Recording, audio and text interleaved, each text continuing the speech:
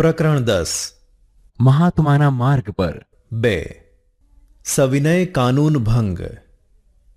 સારાંશ. ગાંધીજી ઈચ્છતા હતા કે સવિનય કાનૂન ભંગની આ લડત એક એક વ્યક્તિની બની રહે તેમજ બધા લોકો તેમાં જોડાય. અમુક પ્રકારના કર કેટલાક લોકો જ ભરતા, પરંતુ ગરીબ તવંગર બધા જ જે વસ્તુનો કર ભરે છે તે મીઠું છે. આથી મીઠાના કાયદાનો ભંગ કરી સવિનય કાનૂન ભંગની લડતની શરૂઆત થઈ, જેના માટે દાંડી ગામનો સમુદ્ર કિનારો પસંદ થયો.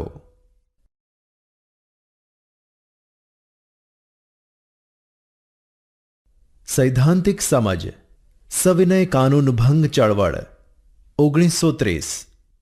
કોંગ્રેસે લાહોર અધિવેશનમાં પૂર્ણ સ્વતંત્રતાની માંગણી કરી હતી, પરંતુ અંગ્રેજ સરકાર જાત જાતના બહાના બતાવીને સક્રિય પગલાં નહોતી લેતી.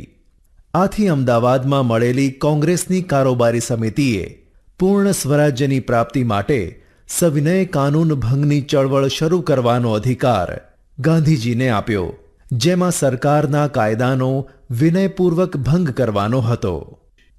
દાંડી કૂચ 1930. ઈસવીસન 1930માં ગાંધીજીએ જાહેર કર્યું કે મીઠાનો કાયદો તોડવા માટે તે યાત્રા કાઢશે, કારણ કે આ સમયે મીઠાના ઉત્પાદન અને વેચાણ પર સરકારનો એકાધિકાર હતો.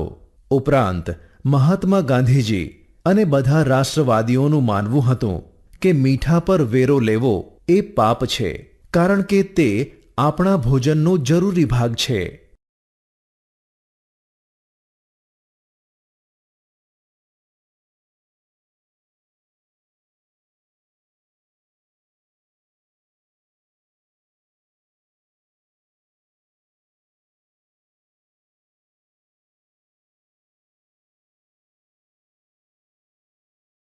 આમ મીઠાનો અન્યાયી કાયદો તોડવા ગાંધીજીએ અમદાવાદના સાબરમતી આશ્રમથી પોતાના 78 સાથીઓ સાથે 12મી માર્ચ 1930ના દિવસે સવારે દાંડી કૂચની શરૂઆત કરી.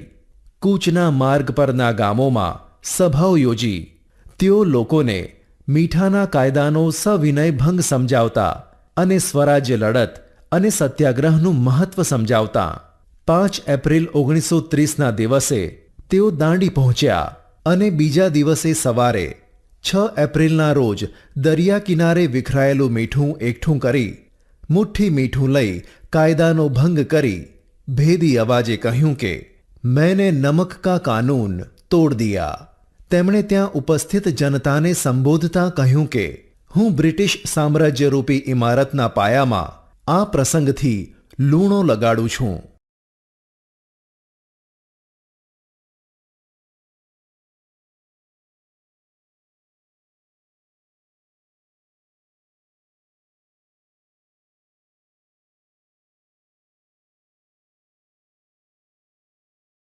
ગાંધીજીની દાંડી કૂચથી ગુજરાતની અને ભારતની પ્રજામાં અભૂતપૂર્વ જાગૃતિ અને એકતા પ્રગટ્યા.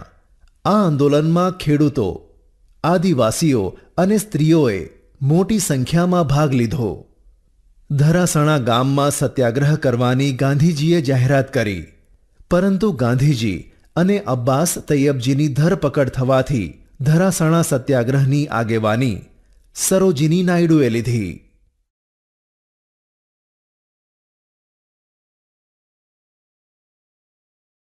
ગોળમેજી પરિષદો. સારાંશ. જગતભરમાં બ્રિટિશ સરકારની દમન નીતિની આકરી ટીકા થઈ. છેવટે સમાધાનના પ્રયાસ રૂપે ગોળમેજી પરિષદો યોજાઈ.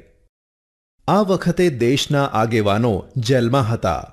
લોકોના સાચા પ્રતિનિધિ વિનાની આ પહેલી પરિષદ નિષ્ફળ ગઈ.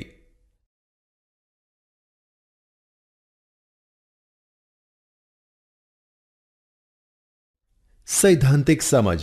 ભારતને કેવા પ્રકારનું બંધારણ આપવું તથા સુધારાઓ કરવા તેની ચર્ચા કરવા માટે બ્રિટિશ સરકારે ગોળમેજી પરિષદો બોલાવી. પહેલી પરિષદ લંડનમાં મળી, જેમાં કોંગ્રેસની ગેરહાજરીને લીધે તે નિષ્ફળ ગઈ. જ્યારે 1931માં લંડનમાં બીજી ગોળમેજી પરિષદમાં ગાંધીજીએ હાજરી આપી. જુદી જુદી કોમના પ્રતિનિધિઓએ બંધારણના ઘડતરની ચર્ચા વખતે પોતાની કોમ માટે અલગ મતદાન મંડળની માગણી કરી. આથી ગાંધીજી નિરાશ થયા, કારણ કે તેનાથી તો ભારત અનેક ટુકડાઓમાં વહેંચાઈ જતું હતું. જુદી જુદી કોમના પ્રતિનિધિઓ વચ્ચે સમાધાન ન થવાથી પરિષદ નિષ્ફળ ગઈ. 1935નો હિન્દ સરકારનો કાયદો.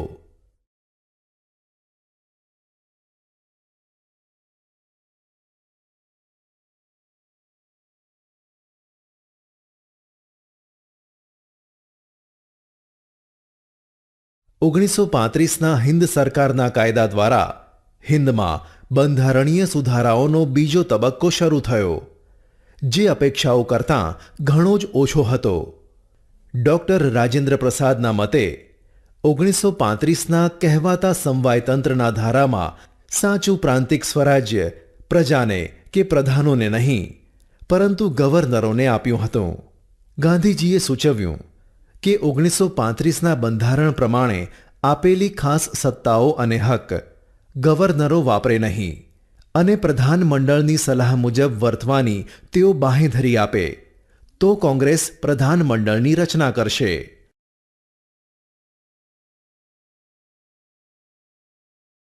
આ અંગે વાઇસરોય અને હિન્દી વજીરે સ્પષ્ટતા કરી. તેથી કોંગ્રેસ અને મુસ્લિમ લીગે પ્રધાનમંડળની રચના કરી. પ્રાંતીય સ્વરાજ્યનો આ પ્રયોગ લગભગ 2.25 વર્ષ ચાલ્યો અને 1939માં બીજું વિશ્વયુદ્ધ શરૂ થયું ત્યારે હિન્દને પૂછ્યા વગર જ બ્રિટિશ સરકારે આ યુદ્ધમાં હિન્દને જોડી દીધું.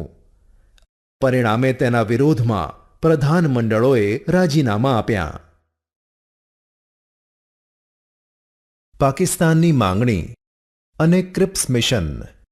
સારાંશ. બીજા વિશ્વયુદ્ધ દરમિયાન ભારત સામે એક મોટો પ્રશ્ન આવ્યો અને એ હતો ભારતમાંથી પાકિસ્તાનનું વિભાજન. ઉપરાંત વ્યક્તિગત સત્યાગ્રહ અને ક્રિપ્સ મિશનની દરખાસ્તો પણ આ સમયગાળામાં ભારત સમક્ષ આવી હતી. સૈદ્ધાંતિક સમજ.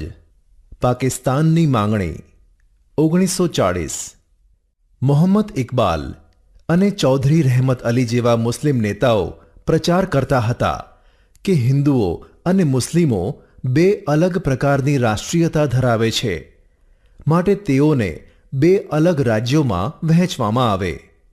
માર્ચ 1940માં લાહોરમાં મળેલ મુસ્લિમ લીગના અધિવેશનમાં મુસ્લિમોની બહુમતી ધરાવતા પ્રદેશોના બનેલા સ્વતંત્ર રાષ્ટ્ર પાકિસ્તાનની માંગણીનો ઠરાવ પસાર કરવામાં આવ્યો. ત્યારબાદ લીગે પાકિસ્તાનની રચનાને પોતાનું મુખ્ય ધ્યેય બનાવ્યું.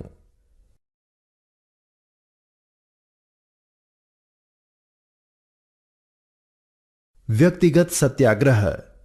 1940.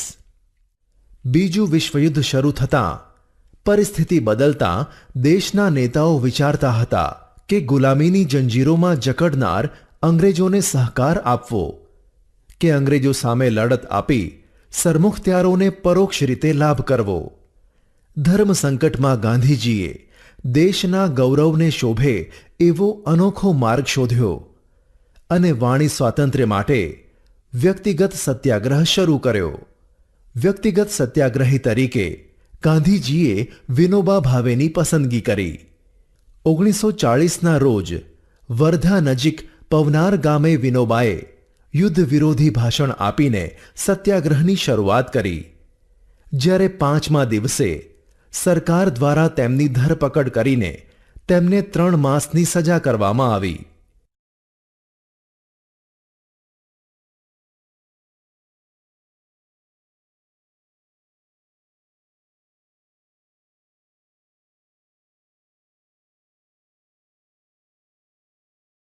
Cripps mission.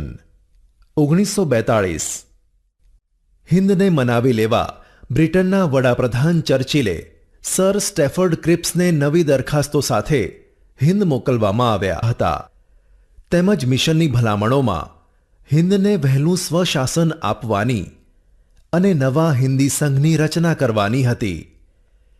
પરંતુ હિન્દને સ્વાયત્તતા ક્યારે આપવામાં આવશે તેની કોઈ વાતનો ઉલ્લેખ ન હતો. વળી અલગ પાકિસ્તાનની વાતને પણ આ ભલામણો પોષતી હતી. આથી કોંગ્રેસે તેનો સ્પષ્ટ વિરોધ કર્યો. પરિણામે ચર્ચિલે આ દરખાસ્તોને પાછી ખેંચી લીધી.